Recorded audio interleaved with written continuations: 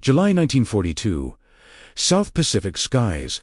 Somewhere above the scattered chains of the Solomon Islands, the air is thin, sharp, and deceptively calm. Below, the ocean stretches in endless blue, broken only by the faint scars of ships cutting through contested waters. Above, two aircraft close the distance between them. Faster than thought, faster than instinct. One is a Japanese Mitsubishi A6M0I light, precise and deadly in the hands of a seasoned pilot. For months, it has ruled these skies with near impunity. The other is heavier, slower to turn, less graceful. An American Grumman F4F Wildcat. The Zero pilot expects the usual response: a turn, a mistake, a predictable spiral into defeat. But this time, the American does not turn. Instead, the Wildcat dips sharply, then climbs, forcing speed into altitude, refusing the dance entirely. For a brief second, the Zero follows, then hesitates, because this is not how the fight is supposed to unfold. And in that hesitation, small, almost invisible something shifts, not just in the sky above the Pacific, but in the future of air combat itself.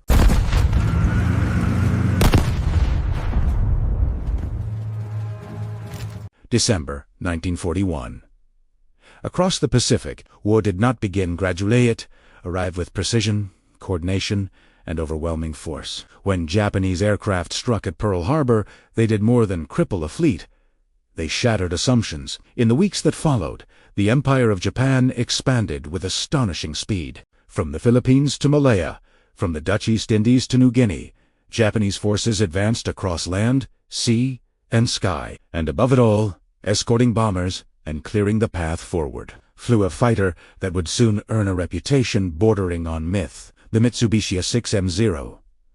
Two Allied pilots encountering it for the first time, the Zero seemed almost unreal. It could turn tighter than anything they had ever faced. It could climb with alarming speed. It could travel vast distances, appearing where it was least expected, lingering longer than seemed possible. In the hands of experienced Japanese aviators, it became something more than a machine. It became an extension of instinct. Early combat reports were filled with a common theme: American and Allied pilots simply could not match it in a turning fight. And yet, instinct drove them to try. At the time, the United States Navy's primary carrier-based fighter was the Grumman F4F Wildcat. It was sturdy, heavily built, and capable of absorbing punishment that would destroy lighter aircraft. But it was not elegant in the air.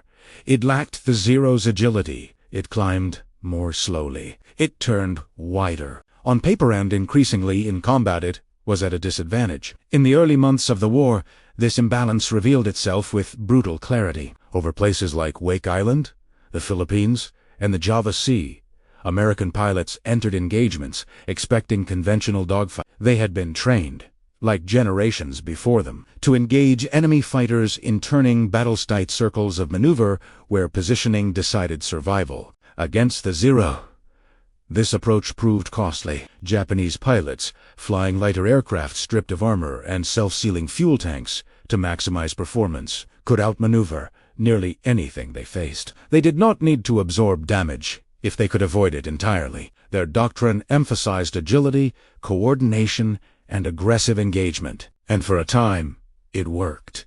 Reports filtered back to command fragmented, urgent, and often grim. Pilots described Zeros appearing above them, diving with speed, then climbing away before a response could be mounted. Others spoke of entering turns they could not escape, watching the enemy tighten the circle until gunfire followed. There was a growing realization, one that spread quietly but persistently through briefing rooms and ready decks. This enemy could not be fought on familiar terms. Still, change does not come quickly in war. Training takes time to adjust. Doctrine takes time to evolve. And in those early months, many pilots continued to rely on what they knew, what had worked before. The results were often the same. Losses mounted, not always in catastrophic numbers, but enough to erode confidence, enough to create hesitation, enough to force a question that had not been seriously considered before the war began. What if the problem was not the pilot, but the way the fight was being fought? Some began to notice patterns. The Zero was unmatched in low-speed maneuvering but less stable at higher speeds. It excelled in turning but seemed less comfortable in steep dives. It dominated in close combat but did not always press advantages when the engagement shifted vertically. These were not yet conclusions, only observations. And in the chaos of early war, observations alone were not enough. But they lingered, they passed from pilot to pilot, from squadron to squadron, carried into briefings and quiet conversations. Small details, subtle inconsistencies, fragments of understanding forming beneath the surface of a much larger problem. Because somewhere between defeat and survival, a realization was beginning to take shape. The Zio was not invincible. It was simply being fought the wrong way. And as that idea began to settle into the minds of those still flying into contested skies, the next step would require more than courage. It would require proof. Spring 1942. The war in the Pacific had entered a phase of uneasy learning. The shock of early defeats had not faded, but it had begun to sharpen into something more focused. Reports were no longer just accounts of loss. They were becoming records of patterns. And then, in the remote Aleutian Islands, far from the central theaters of combat, an unexpected opportunity emerged. During a Japanese operation in June 1942, a Zero fighter was forced down on Akutan Island after sustaining damage. The pilot did not survive the landing, but the aircraft itself remained largely intact. For the first time, the Allies had something they had never possessed before, a complete, flyable Mitsubishi A6M0, recovered and transported for analysis. The aircraft later, known as the Akutan Zero, offered a rare chance to move beyond guesswork.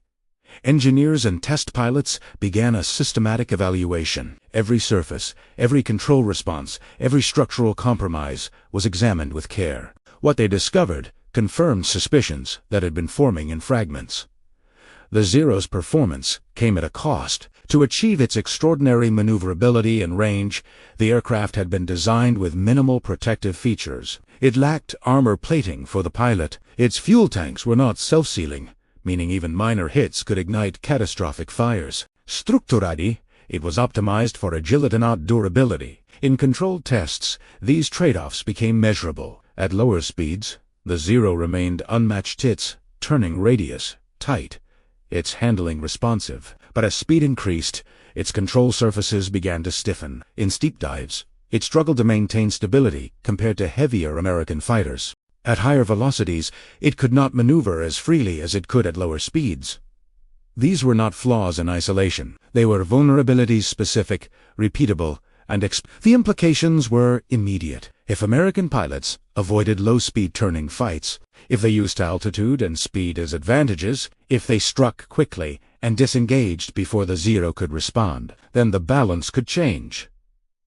This was no longer theory. It was instruction. At the same time, insights from experienced pilots were beginning to align with these findings. Among them was a naval aviator named John S. Thatch. Even before the recovery of the Akutan Zero, Thatch had been considering ways to counter more maneuverable opponents. His solution was not based on outperforming the enemy aircraft. On coordinating against it, the tactic he developed would later become known as the Thatch Weave. It required two aircraft flying in mutual support, crossing paths in a controlled pattern. If an enemy fighter pursued one aircraft, it would be drawn into the line of fire of the other. It was simple in concept, precise in execution, and most importantly, it did not require the Wildcat to outearn the Zero. It required discipline, combined with emerging strategies emphasizing vertical movement diving attacks, high-speed passes, and rapid disengagement. These ideas began to reshape how American pilots approached combat. The goal was no longer to meet the enemy on equal terms. It was to redefine the terms entirely. Training began to adapt. Briefings became more analytical. Pilots were instructed not just on what to do but on what to avoid. Do not turn with a Zero. Maintain speed. Use altitude. Work in pairs.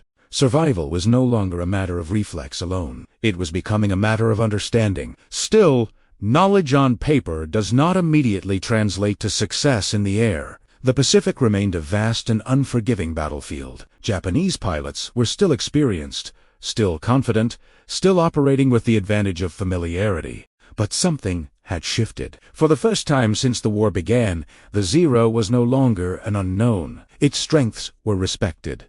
Its weaknesses were recognized. And between those two truths, a narrow path had opened, one that required patience, precision, and a willingness to abandon instinct in favor of strategy. Because the next phase of the war would not be decided by who could turn tighter, but by who could think faster. By mid-1942, the area war over the Pacific began to reveal patterns not immediately obvious in the first months of conflict. What initially appeared as overwhelming Japanese superiority was a mismatch of preparation, doctrine, and understanding. The human element, fear, learning, and survival. American pilots encountering the Mitsubishi A6M0 for the first time felt surprise, quickly turning into caution. The Zero's ability to out-turn and outclimb early Allied aircraft forced pilots to reconsider assumptions about dogfighting. In combat, instinct often drives a pilot to turn and engage. But matching the Zero placed American pilots at a disadvantage. Survivors adapted by prioritizing energy, maintaining speed and altitude, rather than committing to tight horizontal maneuvers. This adjustment was not immediate. It came through experience, debriefings, and shared accounts. Pilots who survived engagements passed on observations that gradually reshaped how others approached combat. Fear did not disappear, but it evolved into calculated awareness. The enemy perspective, confidence, and doctrine. Japanese pilots entered the war with significant advantages in experience and cohesion. Their early successes reinforced confidence in both their aircraft and tactics. The Zero was not merely a fighter, it was the embodiment of a doctrine emphasizing maneuverability and offensive initiative. Pilots were trained to exploit turning superiority, drawing opponents into engagements where the Zero's strengths could be fully utilized. For a time, this approach proved highly effective. Encounters often followed predictable patterns. However, as American pilots began to avoid these engagements, the reliability of this doctrine began to weaken. Technological contrast. The Grumman F-4F Wildcat represented a different design philosophy. Built with durability in mind, it featured armor protection and self-sealing fuel tanks, features that increased survivability but added weight. In contrast, the Zero prioritized performance through weight reduction. This allowed for exceptional maneuverability and range, but came at the cost of protection and structural resilience. These design differences shaped combat behavior. The Zero excelled in low speed maneuvering, while the Wildcat performed better in high-speed dives and could absorb damage that would disable lighter aircraft. Neither aircraft was universally superior. Their effectiveness depended on how they were employed within evolving tactics. As American pilots shifted away from turning engagements and toward energy-based combat, the Wildcat's strengths became more relevant. These three angled human adaptation, enemy doctrine, and technological design explain why early encounters unfolded as they did, and why those dynamics began to shift as experience accumulated in the Pacific theater. As the air war progressed, the interaction between tactics, leadership, and psychology became increasingly important. The evolution of combat wasn't just about aircraft. It was about how pilots and commanders adapted to changing conditions. One of the most significant developments was the shift toward energy-based tactics. Rather than engaging in turning dogfights, American pilots learned to maintain altitude and speed advantages.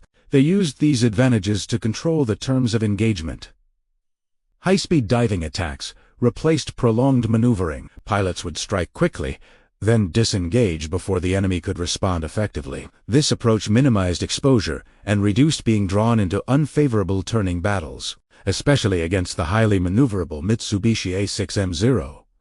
Coordination also became essential. Tactics such as the one developed by John S. Thatch emphasized mutual support between pilots. Instead of operating independently, aircraft flew in pairs or small groups. They covered each other's blind spots and created overlapping fields of fire. This reduced vulnerability to enemy attacks and forced opposing pilots into more complex engagements, making isolation less likely. Leadership played a critical role in integrating these tactical changes into broader operational practice. Command structures in the U.S. Navy and Marine Corps formalized combat lessons into training programs. Debriefings became structured opportunities to extract insights from each mission. Pilots reported not only outcomes, but also observations about enemy behavior, aircraft performance, and engagement dynamics. Over time, these reports contributed to a shared understanding that influenced doctrine. Training began to emphasize situational awareness, energy management, and coordinated maneuvers rather than traditional dogfighting techniques. This institutional approach ensured new pilots entered combat with knowledge from real engagements, reducing the learning curve that earlier aviators had faced. Perhaps the most subtle but important change was psychological. Early in the war, American pilots often reacted to enemy actions, responding to the Zero's maneuverability in real time. As tactics evolved, this dynamic began to reverse. Pilots entered engagements with predefined strategies. They understood when to engage, disengage, and how to position themselves for advantage before contact. This shift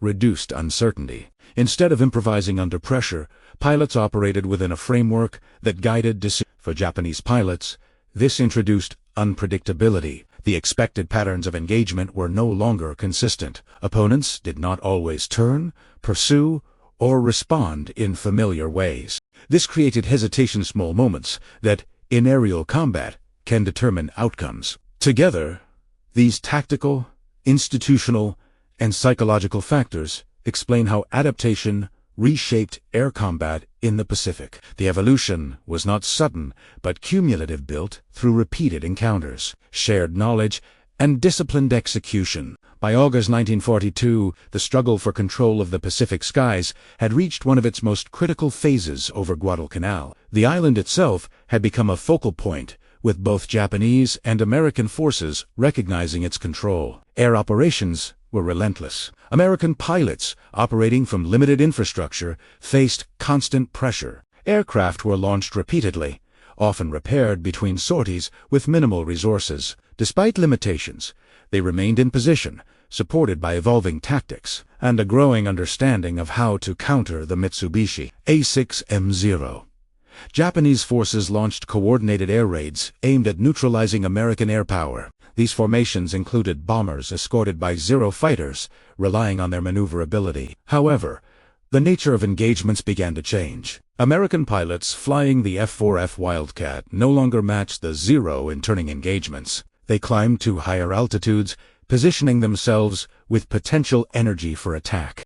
This allowed them to initiate engagements on their own terms. Diving attacks became the preferred method. Pilots approached from above at high speed, firing in short bursts before continuing through and climbing back to altitude. This reduced exposure and minimized the risk of being drawn into turning fights. Coordination between pilots also became more evident. Pairs of aircraft operated in mutual support, maintaining visual contact. If one aircraft was targeted, the other could respond, disrupting pursuit, creating opportunities for counterattack. Japanese pilots encountered resistance that did not follow expected patterns. American aircraft struck quickly and withdrew, forcing the Zero to respond. Over time, this altered the rhythm of combat. Engagements became shorter, more controlled, and less predictable from the Japanese perspective.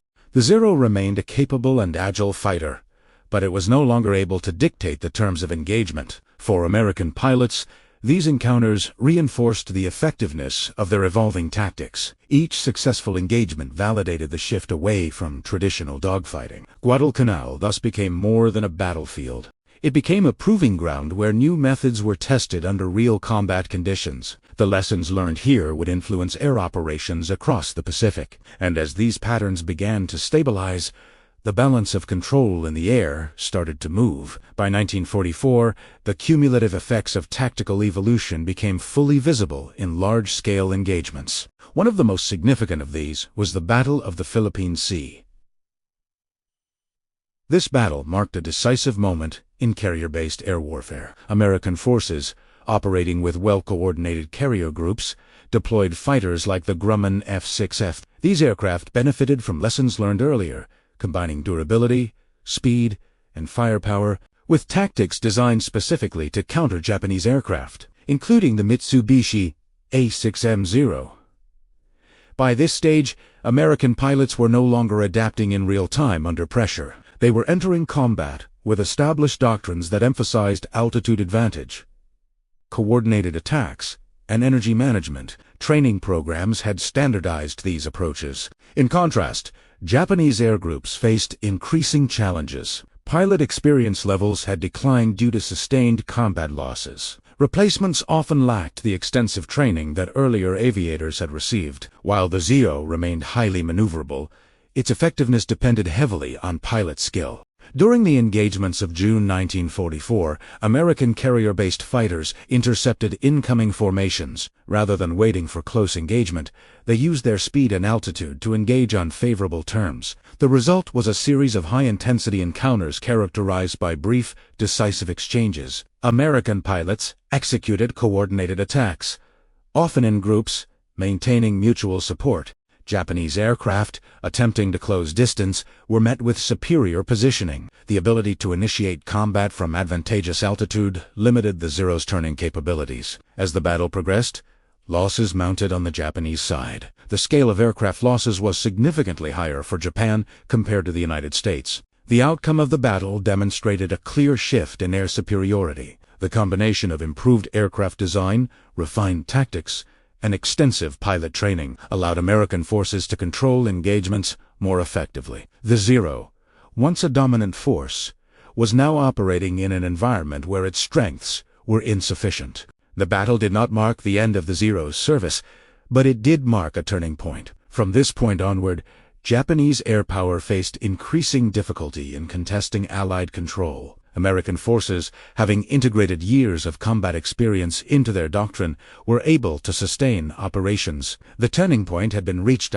in a single maneuver or moment, but through the convergence of technology, training, and tactical evolution across an entire theater of war. By 1944, the consequences of sustained air combat in the Pacific were clearly visible across both sides of the conflict. What began as an early imbalance evolved into a prolonged campaign where attrition, production, and pilot training played decisive roles. After engagements like the Battle of the Philippine Sea, Japanese naval aviation saw significant reductions in aircraft and experienced personnel. Entire air groups were depleted quickly. These losses were not easily replaced, as Japan's training struggled to produce experienced pilots.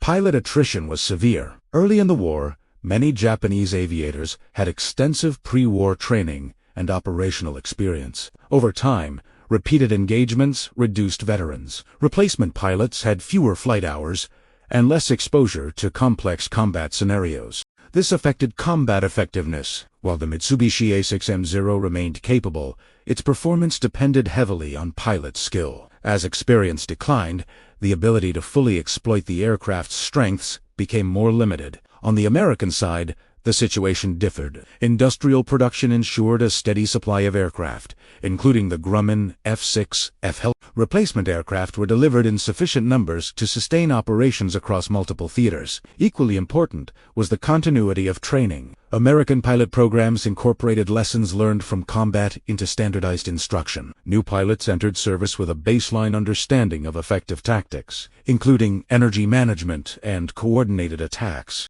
This consistency allowed American forces to maintain operational effectiveness even as the war expanded. Losses, while significant, could be absorbed and replaced without disrupting overall capability. The contrast between the two sides became increasingly apparent. Japan struggled with quantity and quality of air units. The United States expanded its air power while refining its methods of employment. Strategically, this imbalance influenced operations across the Pacific. American forces gained confidence in air support. Carrier groups operated with coordinated fighter cover, enabling offensive operations deeper into contested territory. For Japanese forces, reduced availability of experienced pilots and aircraft limited their ability to contest these operations effectively. Defensive measures became more constrained, and opportunities to regain air superiority diminished over time. The cumulative effect was not immediate collapse, but a steady erosion of capability.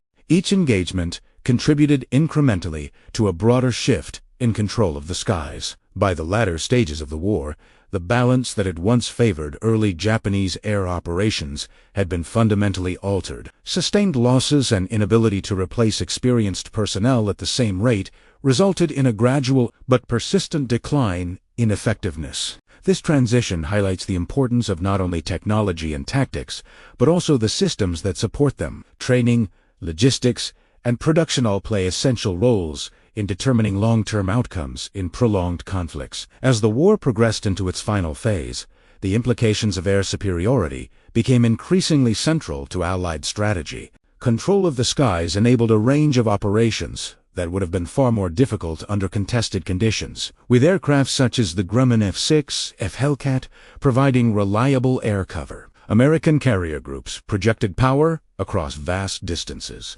This allowed for sustained offensive operations, including strikes against strategic targets and support for amphibious landings. Air superiority reduced the risk posed by enemy air attacks, enabling naval and ground forces to operate with greater coordination. Bombing missions could be conducted with fighter escort, and reconnaissance operations carried out with reduced interference. These advantages contributed to the steady advancement of Allied forces across the Pacific theater. In contrast, Japanese air power faced increasing limitations. The Mitsubishi A6M0 was no longer supported by the same level of pilot experience. Resource constraints, combined with sustained losses, affected both the quantity and quality of aircraft and personnel. Training programs, fuel availability, and industrial capacity all influenced the ability to sustain effective air operations. As Allied forces advanced closer to the Japanese home islands, air operations expanded in scope. Strategic bombing campaigns targeted infrastructure,